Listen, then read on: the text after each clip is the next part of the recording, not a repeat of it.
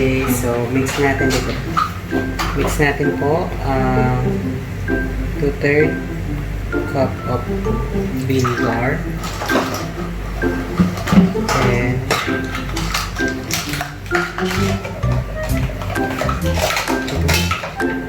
half cup of sugar. Then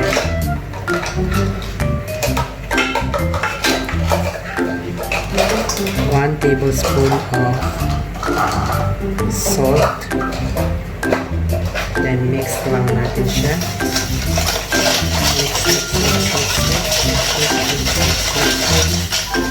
Hanggang matunaw.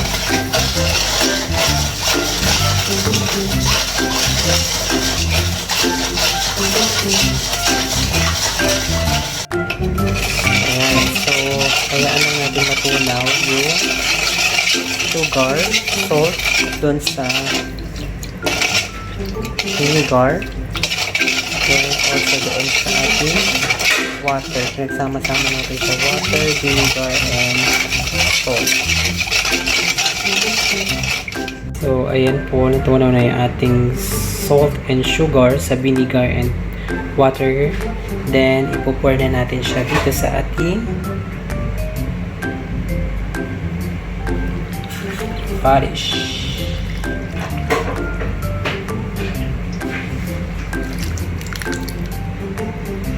So ganyan po siya.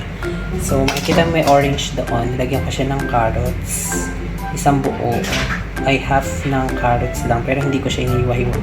Pampalasa lang din siya. Ayan na po.